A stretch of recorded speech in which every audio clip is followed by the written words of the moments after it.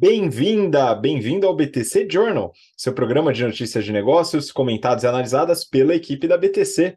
Meu nome é Gustavo Habib, eu sou instrutor de comunicação e negociação, e no episódio de hoje é dia 16 de março de 2023, e a gente vai falar sobre, a gente vai trazer algumas boas notícias aqui, então, o momento da Porsche e os resultados, e falaremos sobre as expectativas do Hospital Albert Einstein em relação às novidades tecnológicas através de uma entrevista do seu executivo.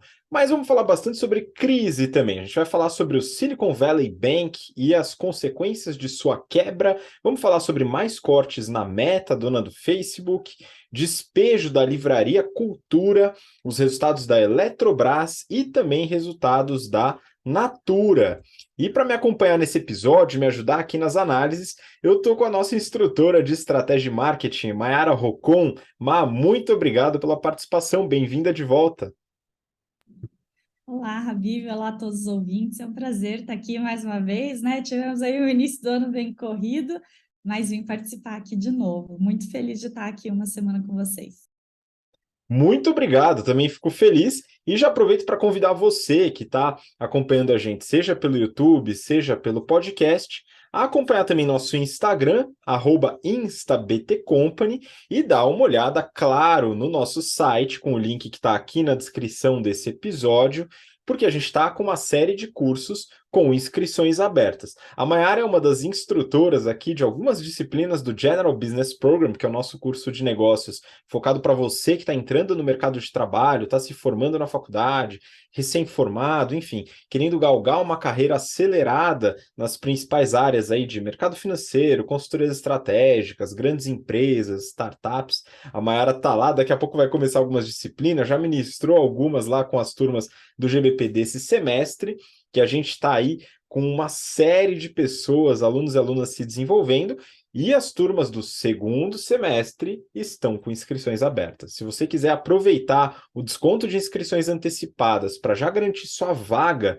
porque as vagas são limitadas, hein, pessoal? Tem turmas presenciais, turmas virtuais, mas as virtuais também são limitadas, né? A gente coloca aí um teto de 60 alunos por turma para poder dar uma atenção boa aí para todo mundo durante a aula, e a gente tem essa limitação e você pode aproveitar esse desconto para já garantir sua vaga. O link está aqui na descrição, e os demais cursos da BTC, o Strategy and Finance, o Pricing, o curso de Excel Plus Business Program e o nosso curso de mercado financeiro GFP estão com inscrições abertas, no caso do GFP, para as turmas ainda desse semestre que se iniciam em breve, tá? No comecinho de abril. E falando em cursos, a gente está aqui na Semana do Consumidor. E para aproveitar essa semana, a nossa parceira Insider Store está com uma promoção imperdível, hein, pessoal? Estou aqui com a camiseta deles, a Tech T-shirt, mas ontem já fui fazer meu esporte, meus exercícios com a performance deles, que é muito boa para exercício, leve, né? Então, as camisetas e todas as roupas da Insider Store têm tecnologia têxtil que ajuda bastante no conforto térmico, ajuda bastante a reduzir, os incômodos do suor, né, pessoal? E na Semana do Consumidor, eles estão com tudo, hein? Então, já temos um cupom novo para você aproveitar só essa semana, hein, pessoal? Não vale mais, que é de 15% de desconto. O cupom é BTC15, beleza? BTC15, você vai lá, o link está na descrição, dá uma olhada nos produtos, né? Então, presentão para você. E olha só que legal, além do cupom, você tem ainda os descontos que estão no site, tá? Então, a Semana do Consumidor está com descontos adicionais, e o cupom ele vai trazer mais 15% em cima desse desconto que já está lá no site. Então dá uma olhada nas camisetas, nas meias, nas underwears, né? Enfim, uma série de produtos legais que a Insider pode colaborar com o seu guarda-roupa. Bom, vamos seguir então, mas a gente tem várias notícias aqui para comentar, e eu vou pegar a primeira, que é uma boa notícia, é do Valor Econômico, e o título é o seguinte: Porsche vive melhor momento dos seus 75 anos, com recorde de receita e lucratividade no mundo. Pois é, a Porsche ao contrário de muitas empresas e muitos que a gente vai falar hoje, está brilhando.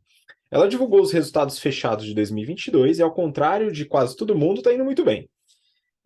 E é o seguinte, o Renato Aracaki, ele comentou sobre os resultados no BTC News com bastante detalhe, além de falar brevemente sobre como o SUV, no caso, o produto que eles chamam de Cayenne, ele ajudou a salvar a empresa, basicamente, e também comenta sobre a relação da Porsche com a Volkswagen. Não perde não, tá? Se aprofunda no conteúdo, tem bastante coisa. E, enfim, em 2022, a empresa ela fez seu IPO e a gente comentou por aqui sobre o IPO da Porsche. Então, ela teve essa desvinculação, esse spin-off em relação à Volkswagen, que fez bastante sentido e o Renato comenta lá no BTC News. A Porsche é uma montadora de luxo, cujo portfólio acabava destoando bastante da Volkswagen, né? Então esse spin-off ele acabou fazendo bastante sentido estratégico. Além de que a Porsche tem um retorno muito maior do que a média do grupo. No Brasil, ó, só como exemplo, o veículo mais barato é um cupê chamado 718 Cayman, que custa R$ 500 mil. Um dos principais SUVs da marca, o Cayenne, ele começa nos 630 mil. Né? Então, realmente é uma marca de luxo, e isso traz alguns detalhes aqui para a estratégia e para os resultados da empresa. Vamos dar uma olhada nos financials da empresa, nos resultados fechados de 2022. A Porsche teve uma receita de pouco mais de 37,6 bi de euros, tá? Então, mais de 37 bilhões de euros de receita. Teve um aumento de 13,6%, mais ou menos, em relação a 2021. E boa parte da receita da empresa está relacionada ao setor automotivo, né? A montadora mesmo de veículos. Eles têm outras divisões, né? A Porsche, enfim, a gente já trabalhou junto com a Porsche, desenvolvemos treinamentos para o time da Porsche e também para uma outra divisão, que é a divisão de consultoria. A Porsche tem uma divisão de consultoria estratégica chamada Porsche Consulting, que faz parte de um outro segmento. O segmento automotivo é o mais representativo da receita, cresceu cerca de 14%. Mas olha só que interessante. A venda de carros, ela cresceu 2,5% e a receita cresceu 14%. Falando em números, né? Quanto que a Porsche vendeu? No ano passado ela vendeu quase 310 mil reais. Desculpa, 310 mil veículos, tá? E aí você fala, bom, beleza, então boa parte da receita aumentou como, né? Através do aumento de preço, né? Então, se não teve tanto aumento de veículos vendidos, o aumento de preço acabou resultando nessa receita bem mais alta. E aqui vem um ponto que a Mayara aborda muito nas aulas de marketing e também de estratégia, que é a análise sobre a elasticidade de demanda. Em geral, para muitos mercados, ao aumentar a precificação dos produtos, existe uma tendência de queda no volume vendido. Mas não é isso que aconteceu com a Porsche. E isso, em geral, não está relacionado muito ao negócio da Porsche, por ser uma empresa que trabalha no segmento de luxo. E ali a elasticidade pode ser bem reduzida e às vezes até invertida. A gente fala sobre isso em alguns casos que a gente aborda nos cursos, tá? Então, se você quiser saber mais sobre esse conceito de elasticidade, aplicações, vai lá se inscrever nos cursos que a gente aborda bem no detalhe. De qualquer maneira, a empresa teve esse aumento de receita e, claro, aumento em suas margens. A margem bruta teve um aumento de 1,3 pontos percentuais, chegando a 28%, e a margem operacional 2 pontos percentuais, chegando a 18%. São margens interessantes, levando em consideração que é uma indústria. E ela manteve um bom lucro líquido, na verdade aumentou bastante, aumentou mais do que aumentou a receita. Chegou a quase 5 bi de lucro líquido em euros, com aumento de quase 23%. Então, para uma receita que aumentou 14%, aumento de 23% no lucro líquido mostra uma lucratividade bem interessante. Além disso, claro, uma empresa que gera bastante caixa, teve um fluxo de caixa líquido de quase 4 bi, 3,9 bi, contra 3,7 em 2021. Então, uma empresa que teve um resultado bem expressivo, apesar do aumento de preços, né? Ou talvez pelo aumento de preço. Então, não vou inferir nenhuma causalidade, mas é bem interessante que a empresa está passando por um ótimo momento após o seu IPO. Bom, vamos seguir para uma outra notícia, né? Ainda falando sobre coisas boas aqui, em tese, eu peguei essa daqui da Forbes. A notícia tem o seguinte título, entre aspas, Metaverso e IA já são o presente da saúde, fecha aspas. Diz o presidente do Einstein no SXSW, um evento, um festival de inovação. Eu queria que a Má comentasse um pouco sobre essa fala do presidente do Einstein e essa incursão das novas tecnologias na saúde. Então, vamos comentar aqui essa entrevista dele, né? Ele falou que o Einstein começou essa trajetória de transformação digital já há alguns anos, e ele citou várias coisas aqui no meio. Falou de telemedicina, processamento de dados, big data, analytics, inteligência artificial, uso de algoritmos novos no Einstein, e falou até de estudos mais recentes de aplicação de metaverso e também uso do 5G. No fim, ele não falou muito mais que isso de utilização do metaverso, né? Está realmente só estudando, vamos ver o que vem para o futuro. Ele falou que o foco dessas inovações sempre foram em qualidade, segurança e eficiência de custo. Faz sentido, né? Você focar ali no que vai te trazer mais resultado. E aí ele citou alguns exemplos. Ele falou que, por exemplo, o Einstein, apesar de ser focado em algumas cidades, ele já conseguiu atender mais de 570 mil pacientes por todos os estados brasileiros. Ele falou que isso através da telemedicina, que está sendo desenvolvida desde 2012, mas foi acelerada ali, né, a pressão e também a demanda durante a pandemia. Ele falou também que a parte de adoção de Big Data, inteligência artificial, pode automatizar alguns processos e deixar a tomada de decisão do médico um pouco mais assertiva, mas ele não citou muito se eles já estão usando ou, né, como que eles vão usar isso no futuro. E ele também citou uma plataforma colaborativa que foi feita junto com outras 6 instituições de saúde no Brasil para poder mapear e reduzir infecções multiresistentes em UTIs públicas. Então, juntos, suportados por essa plataforma, essas instituições estão trazendo dados de pacientes que ficaram em UTIs para poder cruzar esses dados e poder entender as causas e impactos que isso traz. Ele também falou sobre o primeiro ecossistema de inovação em saúde do país, que foi criado pelo Einstein há 5 anos atrás, o ERETSBio. Falou do Health Design Lab, que é um centro de design que eles têm para poder disseminar essa cultura de inovação na instituição. E também do Health Innovation Tech Center, que é uma unidade de gestão de propriedade intelectual, que é bem interessante, porque quando você pega um meio mais acadêmico ou um meio mais de laboratório e pesquisa e compara eles com a demanda que a indústria tem de tecnologia, acaba que um lado é muito burocrático e mais lento e menos aplicado, e o outro lado quer algo muito rápido e extremamente aplicado. Então, algumas universidades, instituições de pesquisa fazem uma unidade que faz essa intermediação. E é exatamente essa unidade do Einstein, que faz intermediação entre as propriedades intelectuais que eles vão desenvolvendo e o que o mercado quer. E aí eles conseguem desenvolver inovação para exatamente o que está sendo pedido de uma forma um pouco mais rápida, mais aplicada e menos burocrática. E aí ele também cita aqui, né, os benefícios de você ter uma medicina conectada. Então, ele fala de diagnóstico, procedimento, tratamento conseguem ser mais rápidos e mais precisos para poder beneficiar o paciente e também o sistema de saúde como um todo.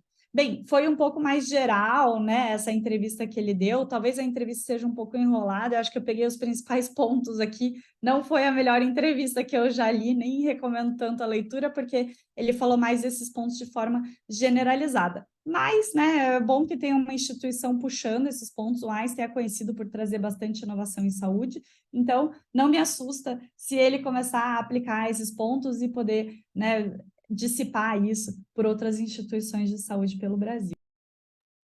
Pois é, e muito do que a gente vê é um caminho que tem sido tomado por algumas outras grandes empresas do setor de saúde, que tem a ver com a integração, foco em prevenção, né, e uso de tecnologia, principalmente de dados. Aqui eu acho que talvez essa questão do metaverso seja uma forçadinha de barra aqui, mas os dados são utilizados de forma bem interessante para poder manter uma série enfim, históricos em relação aos pacientes, né? Mas você acha também que tem mais a ver com dados ou você vê algum espaço Eu para achei metaverso?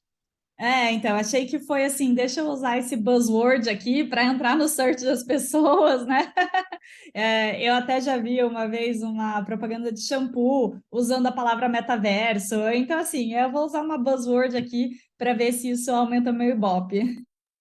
Pois é, pessoal. Inclusive, no caso de shampoo, né? Em geral, bonecos digitais não costumam ficar com o cabelo sujo, tá? Isso acontece geralmente na vida real.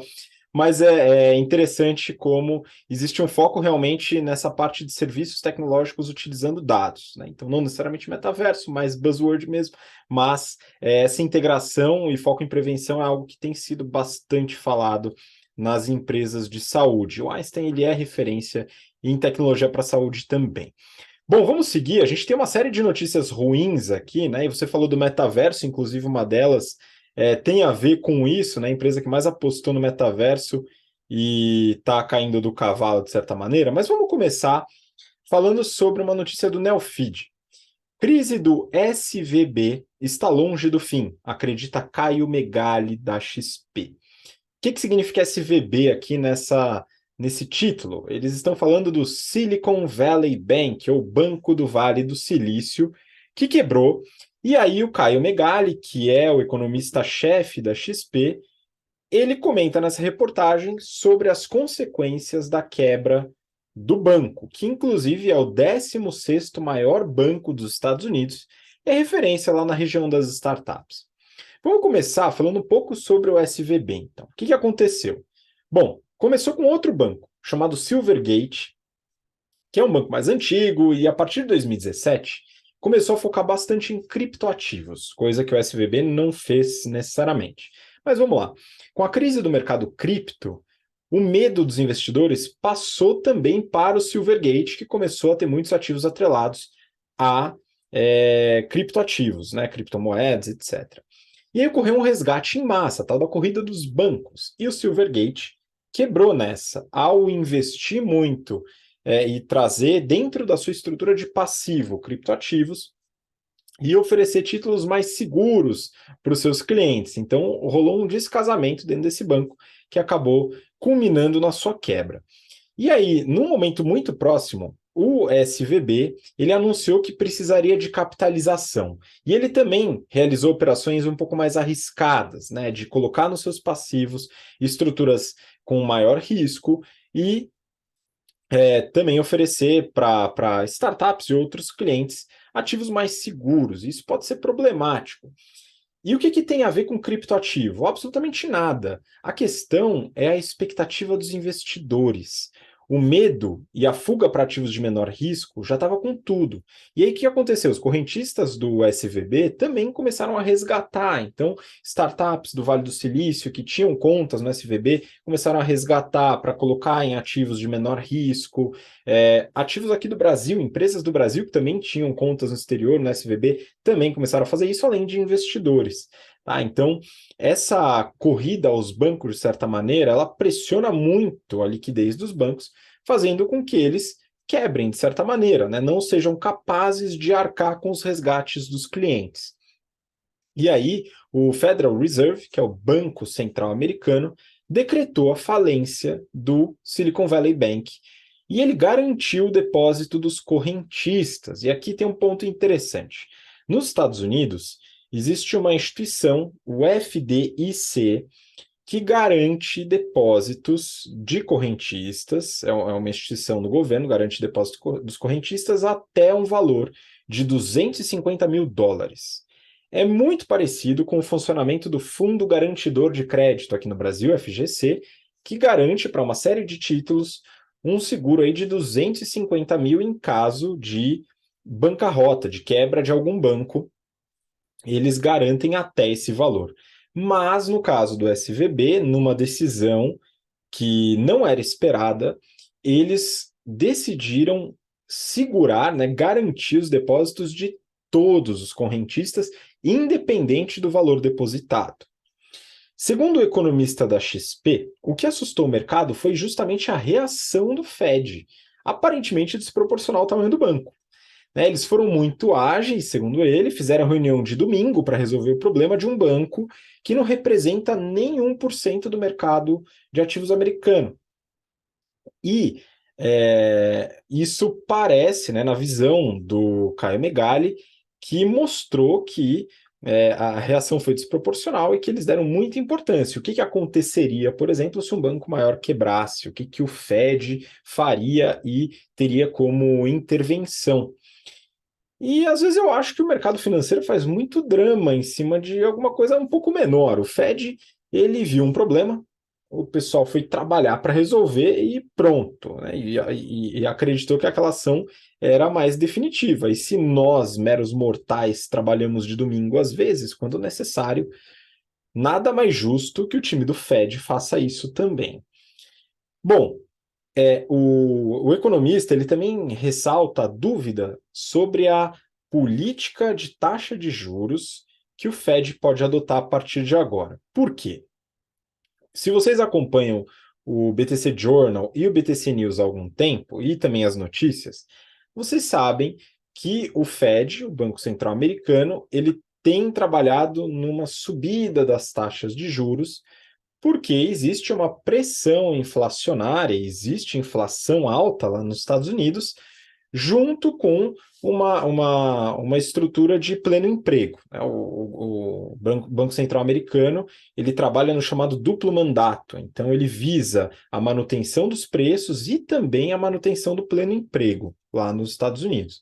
Então, como está com pleno emprego e a inflação está pressionando para cima, eles colocam um aumento na taxa de juros para reduzir a atividade econômica, e com isso existe a expectativa da queda da inflação com a queda da atividade econômica. Então, é isso que eles usam como mandato. Há algumas discussões sobre a efetividade da política de juros em relação ao combate à inflação, mas não é o tema desse episódio. De qualquer maneira, eles usam isso como base.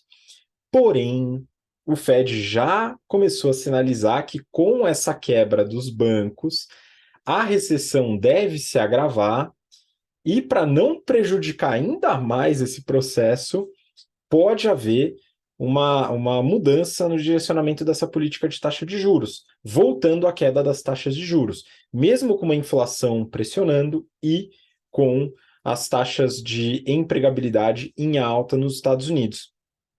Então, realmente é uma dúvida que o Caio Megali tem, todos nós temos, como que o Fed vai reagir. Semana que vem vai ter a reunião para tomar uma decisão sobre a próxima taxa de juros, lá e aqui, né? Enfim. E aí o Caio Megali comenta na entrevista, na última frase, né? Seria ruim tomar uma decisão enquanto o cenário ainda não está claro. E eu achei muito curiosa essa frase, porque em geral os cenários não são tão claros assim mesmo, é normal, as decisões têm que ser tomadas de qualquer forma, e elas são tomadas, né? Mesmo que seja para não fazer nada, também é uma decisão. Então, enfim, existe uma certa cautela. Manter as taxas de juros altas nesse cenário é temerário por causa de um possível aprofundamento da crise.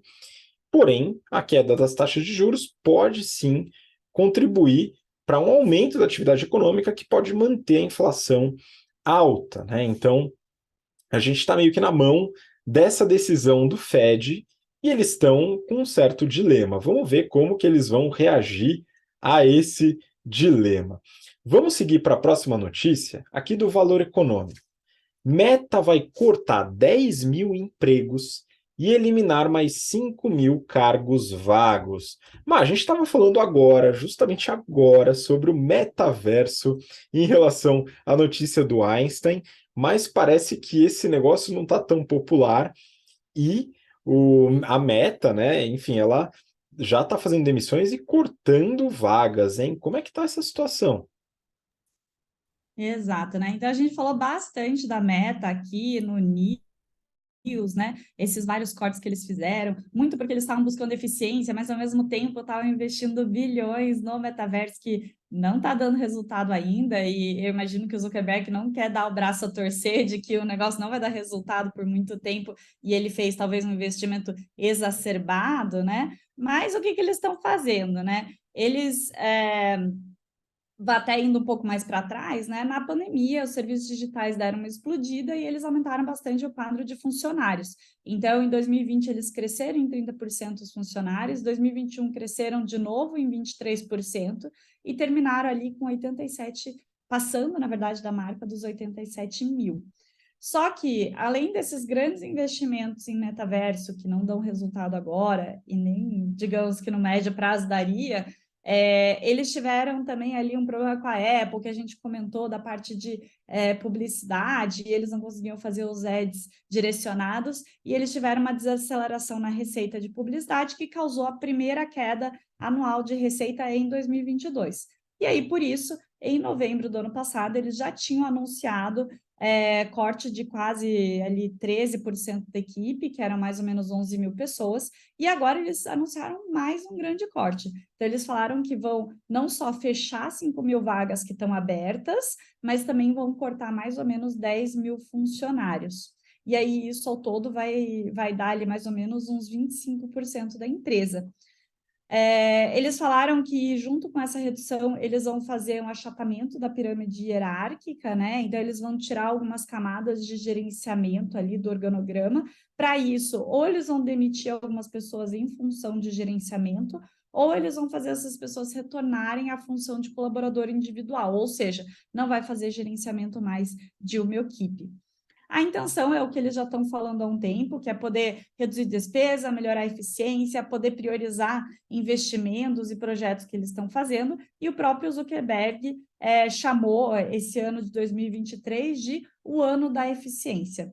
Então, o que a gente tinha achado que já tinha sido um grande corte lá em novembro, que o Zuckerberg já tinha falado que em 2023 o Facebook, desculpa, a Meta, né, dona do Face, ia ser uma empresa menor, agora está se agravando. Eu imagino que os cortes vão parar aí, porque senão você não tem mais gente para trabalhar, você já vai ter que começar a parar projetos inteiros ou frentes inteiras ali que estão fazendo a partir de agora, além, né, do que eles estão achatando da pirâmide. Então, né, infelizmente, um corte grande. Espero que não se alastre pelas outras empresas e não se repita. Pois é, né, mas tem um movimento curioso nas redes sociais, né, de tentar mapear quais serão as próximas redes sociais a serem mais usadas. A gente tem um crescimento muito forte do TikTok, que, enfim, pegou bastante o público mais jovem, tem se popularizado cada vez mais. O Instagram continua bastante popular, faz parte da Meta, mas o Facebook, por outro lado, a Meta já começou a entender que ele está perdendo espaço. Enfim, então tem uma série de movimentos dentro das redes sociais que ainda são pouco claros para a gente que faz análise e talvez também para a própria Meta, né? Então vamos ver como que vai continuar nessa essa busca pela consolidação das novas redes sociais, que pela experiência que a gente tem até hoje, tem uma certa vida útil, né? Eu não sei você, mas qual foi sua primeira rede social, mas eu já tive uma conta no MySpace. Você começou lá também ou foi mais no Orkut, hein? Não, MySpace eu nunca tive conta, não. Para quem é mais próximo de mim, sabe que eu não sou muito ativa nas redes sociais. Não é muito a minha praia. Pois é, eu também não sou tanto, mas eu comecei lá cedo a dar uma fuçada, né? Mas eu sempre fui mais fã do ICQ e dos aplicativos de conversa do que das redes sociais mesmo, até porque não costumo postar tanto, mas acho que você menos ainda. Enfim, vamos seguir para a próxima notícia. Aqui é triste, hein? Mas essa daqui também pegou pesado para mim. Valor econômico. Despejo da Livraria Cultura é irreversível, diz escritório que representa dono de imóvel em São Paulo. Pois é, mas parece que o negócio está chegando aí ao fim, hein? Como é que você vê essa notícia da Livraria Cultura? Então, para quem nunca veio para São Paulo, na Avenida Paulista, né, a Livraria Cultura tem uma unidade enorme de 2 andares. Aliás, tem até um mezaninozinho ali, né, no Conjunto Nacional. E é praticamente um ponto turístico. Então, quando está passando ali na Avenida Paulista, eu sempre dá uma entradinha no Conjunto Nacional e na loja da Livraria Cultura, porque é lindo ali, né? Para quem gosta de livraria, ali é o paraíso. Mas o que aconteceu, né? E a gente também, outro tema que a gente já falou bastante. Desde 2018, a Livraria Cultura entrou num processo de recuperação judicial.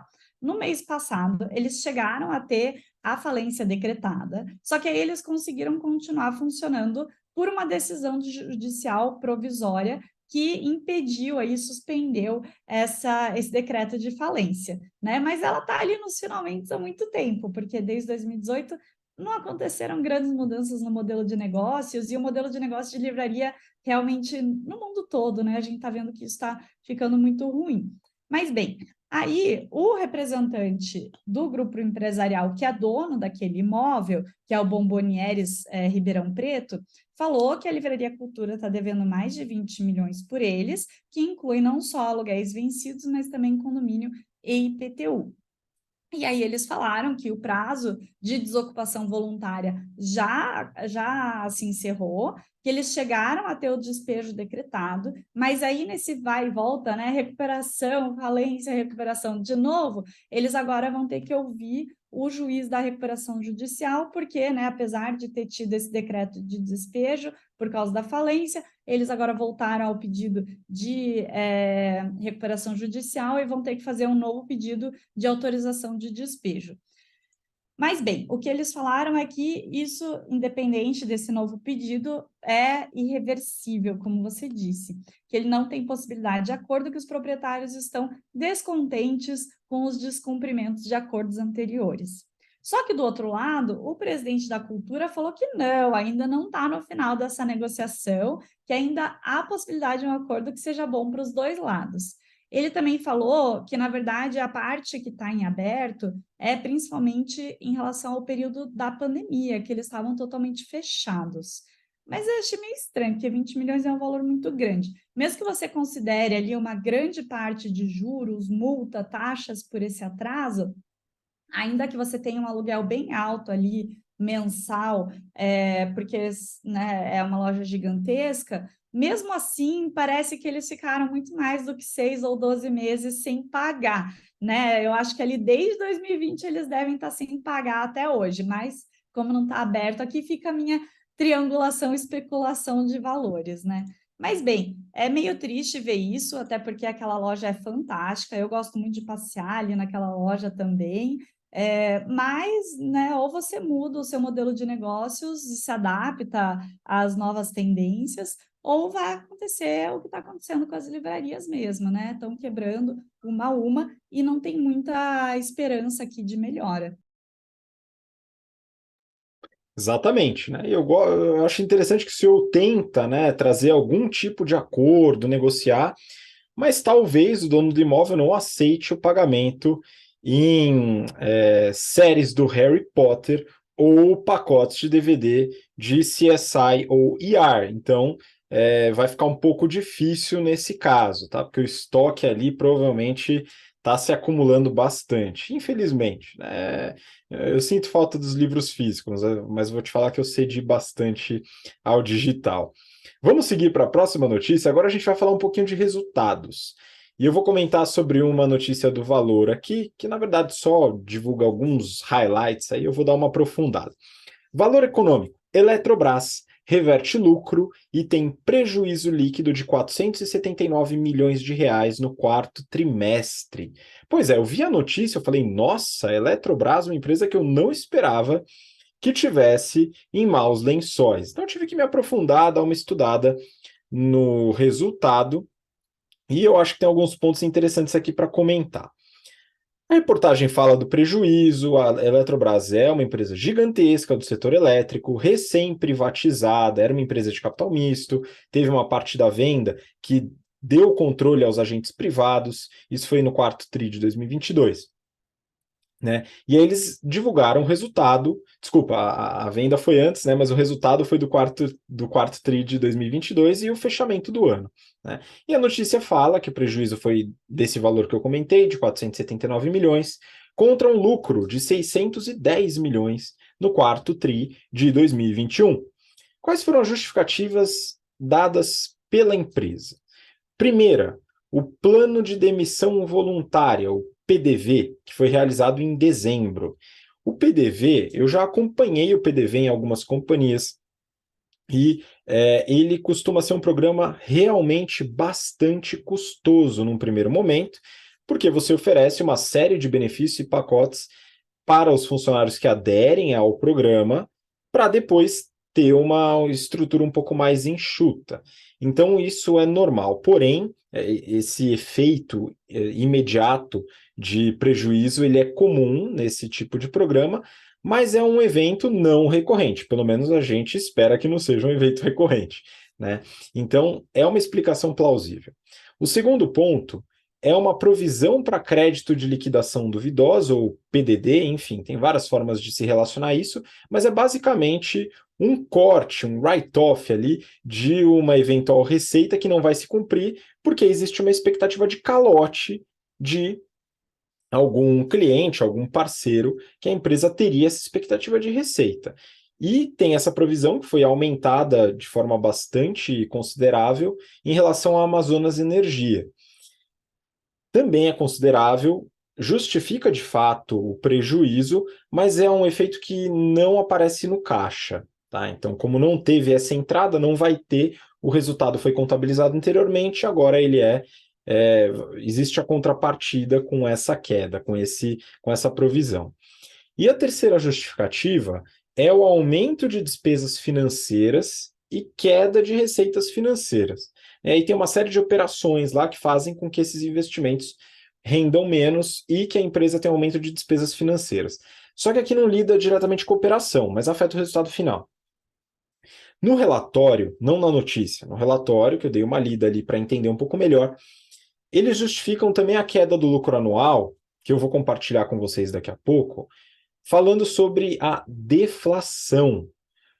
Por quê? Porque os contratos que geram as receitas da Eletrobras, grande parte deles são indexados ao IPCA ou ao IGPM, que tiveram um pico ali em 2020, 2021 e tiveram uma queda em 2022. E essa queda acompanhou também uma queda na receita destes contratos que já eram estabelecidos anteriormente, tá?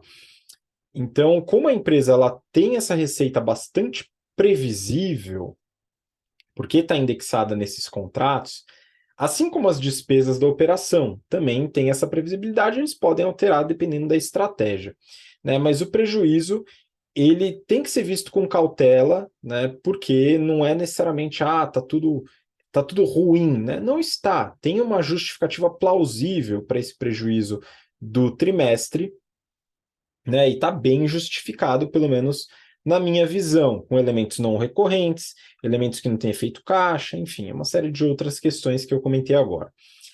Mas, vamos lá. Isso quer dizer que não tem preocupação? Não, existem preocupações. Então, o que a gente pode elencar aqui como alguns elementos estratégicos que podem prejudicar, sim, a Eletrobras? A primeira está relacionada à recessão global. A gente está falando aqui da quebra do SVB, do Silvergate, de possíveis problemas na elevação das taxas de juros do Fed, enfim, tem uma expectativa de recessão, de problemas na economia global que podem trazer um quadro de deflação, ou seja, uma queda muito forte da atividade econômica que faz com que os preços caiam e assim os índices também vão cair, fazendo com que os contratos indexados gerem queda de receita na companhia, que, por consequência, vão gerar uma queda na sua lucratividade. Então, essa é uma primeira preocupação. A segunda diz respeito à diversificação de fontes de energia. A Petrobras, recentemente, sinalizou que pretende investir em geração eólica offshore, que são usinas eólicas montadas em alto mar, vamos dizer assim, né, fora da costa. Isso exerce uma influência como concorrente da Eletrobras, que tem dentro da sua base de geração de energia termoelétricas e principalmente hidrelétricas. Outra coisa que preocupa na questão da concorrência é a geração solar, que cresce muito no Brasil, já se tornou a segunda maior geração é, renovável de energia, depois da hidrelétrica, e está crescendo bastante, que afeta a Eletrobras tanto na geração, como concorrência de geração, como na transmissão. Por que afeta também a receita da transmissão? Porque a geração solar, em geral, é uma geração distribuída. Ou seja, né, você tem uma série de fazendinhas ou usinas solares espalhadas com o consumo muito próximo da geração.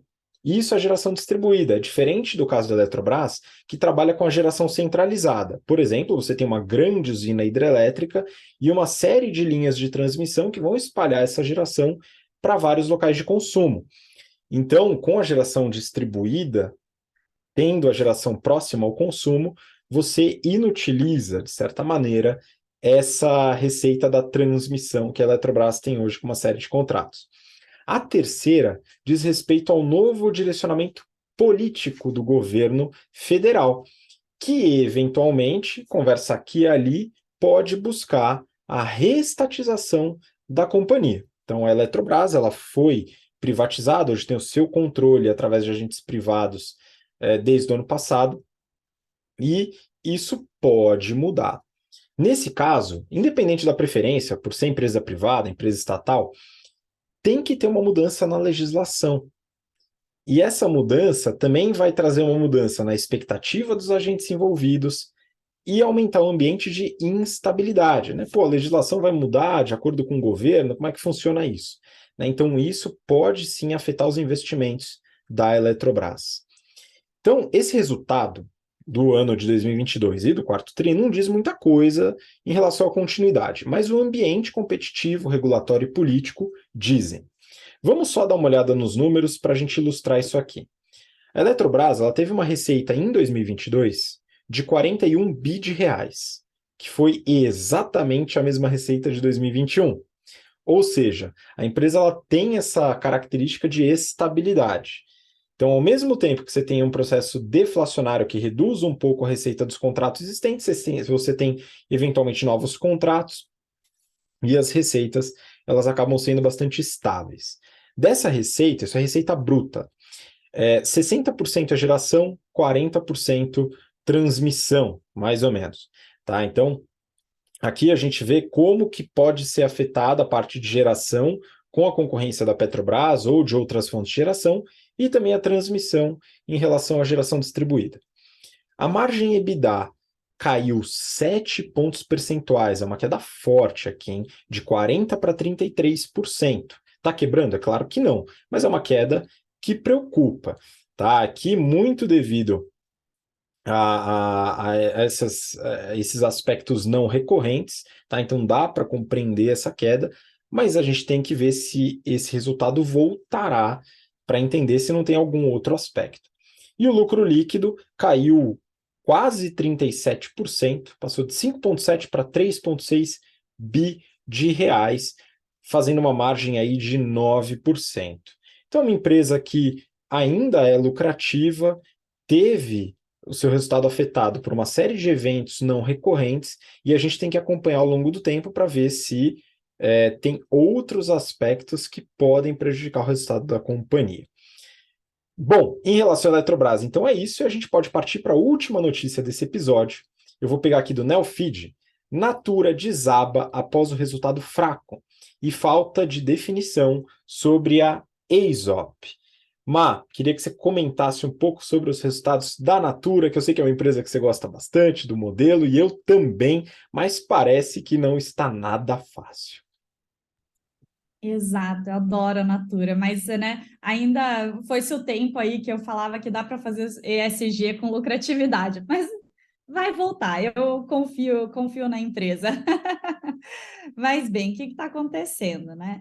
O ano de 2021 não tinha sido legal para a Natura, 2022 estava começando horroroso, e aí eles fizeram troca de CEO e anunciaram uma reestruturação para melhorar os financials e, consequentemente, também poder melhorar a confiança de investidor. Claro que, né, além dos desafios internos, que eles mesmos criaram problemas para eles, que eu falo bastante, que assim, eu gosto muito da Natura, mas comprar a Avon, The Body Shop, a Aesop, assim, tudo de uma vez, principalmente a Avon, gigantesca, né? A Natura normalmente é lenta em fazer transformações, apesar dela ser muito boa em tudo que ela faz, ela é muito lenta. Então, assim, você comprar empresas grandes dá ali uma dificuldade. Além disso, né, os últimos anos estão muito desafiadores para todas as empresas, num cenário ali difícil econômico, então a gente tem inflação, a gente tem o dólar aumentando, a gente tem guerra na Ucrânia que provavelmente afetou algum insumo deles, né? A pandemia mesmo, então assim, tudo isso juntou para a Natura estar sofrendo demais. E aí, com essa mudança de CEO, com esse foco em rentabilidade, mesmo que tivesse que diminuir um pouquinho as vendas que eles estavam anunciando nessa reestruturação, o mercado chegou a confiar um pouquinho mais, chegou a valorizar até a Natura em bolsa, Mas agora eles divulgaram os resultados do quarto TRI, e aí, por consequência, também do ano de 2022, e o mercado não viu muito bem, a Natura voltou a cair. Não voltou aos patamares, né, de baixa que eles estavam, mas caiu bastante, né? Então, o que, que o mercado não gostou aqui? Vou falar um pouquinho dos resultados e aí a gente faz uma análise. Então, em 2022, eu vou falar do ano fechado, que eu gosto mais, né? A receita caiu aí 9,5%, fechou em 36 bilhões. O COGS, ou CMV, né, os custos das mercadorias vendidas, reduziu só 6,7%, ou seja, caiu mais a receita que os custos, né? Então já começa aí a história de terror. E aí os COGS fecharam em 13 bilhões, por consequência, o lucro bruto fechou em 23 bilhões. Quando a gente desce ali para o EBITDA ajustado, até porque eles têm receita em outras moedas, por curiosidade, o Brasil representa 31% da receita líquida total. Então, eles acabam tendo que fazer esse ajuste também no EBITDA para poder tirar, na verdade, os efeitos cambiais. O EBITDA ajustado caiu para 3,1 bilhões, com uma margem caindo 1,6 pontos percentuais, ponto percentual, que impactou também por incremento das despesas, não só do COGS ali. Eles até ressaltaram que teve muitas questões aqui que não são estruturais, que não são recorrentes, né? Citaram principalmente o impacto negativo de impairment de 383 milhões no quarto TRI, e até um parênteses aqui, né? O impairment, como ele é negativo, foi porque eles reduziram o valor de alguns ativos, e aí para poder espelhar no balanço, você tem que lançar isso como uma despesa no P&L, e aí isso acaba reduzindo o EBITDA, né? Mas por consequência de tudo isso, não só, né, dos efeitos não estruturais, efeitos estruturais também, o EBITDA caiu ali. E aí, no fim, eles fecharam com prejuízo líquido de 2,8 bilhões de reais, versus um lucro líquido que tinha acontecido em 2021 de 1 bilhão de reais. Então, eles né, tiveram um resultado horroroso aí de lucro virando prejuízo, com uma margem líquida caindo 10,5 pontos percentuais. Análise aqui, né? Não precisa nem olhar os números direito para ver por que isso é um cenário de terror, né? Você vê a receita caindo 9,5%, que até aí, tudo bem, se o presidente novo falou que vai priorizar a rentabilidade do que a receita, não tem problema, até porque num cenário difícil econômico você não investe para crescer, você tenta manter lucrativo, né? Só que, mesmo que a receita tenha caído 9,5%, o lucro líquido caiu 11%. Então, mais do que a receita. O EBITDA caiu 24%. Então, você tem uma redução na receita, só que uma redução um aumento muito maior em custos e despesas que fazem com que as margens caiam muito mais ali do que a queda da receita. Ou seja, né, não podia ser um bottom line bom ali, uma resposta boa no final. Então, o lucro líquido se transformou em prejuízo líquido mesmo. A única coisa boa aqui é que eles conseguiram fazer uma geração de caixa positiva de quase 1 bilhão de reais no quarto TRI, que estava meio em linha com o quarto TRI de 2021. Então, assim, seria meio que business as usual, mas quando a gente olha o panorama do ano de 2022, eles conseguiram gerar quase 190 milhões em caixa, versus uma queima de 1,8 bi em 2021. Então, aqui foi, né, quase 2 milhões de diferença em caixa, né, foi a única coisa favorável aqui no resultado que eles mostraram. Essa redução na verdade, esse aumento de geração, né, de queima para geração, veio principalmente da redução do uso de capital de giro, muito focado ali em melhora de estoques. Então, a parte operacional, né, nessa parte aqui, deu uma boa melhorada e eu diria que é até o mais difícil de fazer e eles fizeram. Mas, mesmo assim, com tudo isso, eles acabaram encerrando o ano de 2022 com uma dívida líquida de 7,4 bilhões de reais, um incremento de 1,5 bilhão versus 2021, e aí, por consequência, a alavancagem aumentou. Então, eles estavam em 2021 com dívida líquida sobre EBITDA de 1,3 vezes e fecharam o ano passado com esse índice de 3,5 vezes. Então, bem alarmante aí, acima de 3, a gente já começa a considerar ruim, né? Eles acabaram citando várias coisas positivas aqui, né? Muito parte de da reestruturação para ficar mais enxuto e mais ágeis. Então, eles falaram de uma redução de 25% das posições de liderança e 12% de redução nas despesas de equipe global. Também falaram de uma reestruturação na Avon, que eles juntaram 2 subunidades para ter um único time de liderança, né? Então, uma redução ali também de hierarquias. E aí, eles até falaram que cria uma certa turbulência no início, mas eles já estão vendo alguma recuperação financeira dentro disso, não só de aumento de vendas, mas também de redução de alguns custos e despesas. O presidente novo, ele nem se pronunciou muito nesses resultados, nessa apresentação, mas ele falou que eles já sentiram alguns avanços, estão fazendo bastante coisa, mas que às vezes os resultados demoram para aparecer. E realmente, né, os resultados eles demoram para aparecer quando você está fazendo turnaround. Falando aqui de novo, a Natura é mais lenta do que o normal de mercado, né? Até porque eles levam em consideração muitos riscos sociais e ambientais quando eles estão se movimentando, né? Que é o que eu gosto da Natura, mas claro que a lentidão, né, dá um abalo ali nos sentimentos, né? Mas não agradou muito o mercado. E fora os resultados, outra coisa aqui que o mercado ficou bem triste é que em outubro do ano passado eles chegaram a falar que eles estavam estudando direções estratégicas ali para a Aesop, seja um sócio, um spin-off, um IPO, mas agora eles falaram que não tiveram nenhum avanço e de que eles seguem avaliando alternativas. Então o mercado falou, poxa, né, nenhuma noticiazinha boa aqui, e acabou que eles caíram ali em valor de ação novamente. Muito bom. E com essa análise a gente finaliza o episódio do BTC Journal de hoje. Má, queria muito agradecer de novo sua participação. Obrigado mesmo. Obrigada, Habib. Obrigada novamente a todos os ouvintes. Mandar um abraço aqui para a turma 105, que a gente acabou de concluir as aulas de negociação, e um novo abraço para a turma 105 e também adicionando a turma 106, que semana que vem a gente começa as aulas de comunicação. Super empolgada aí para começar. Pois é, vai ser muito bom, pessoal, turma 105 e turma 106, que vai ter comunicação com a Mayara. Boa sorte aí, pessoal, que o negócio vai ser divertido à beça. E muito obrigado você que nos acompanha até agora, pelo interesse e pela paciência. Nos vemos, então, na próxima semana para o próximo episódio do BTC Journal. Um grande abraço, até lá. Tchau, tchau.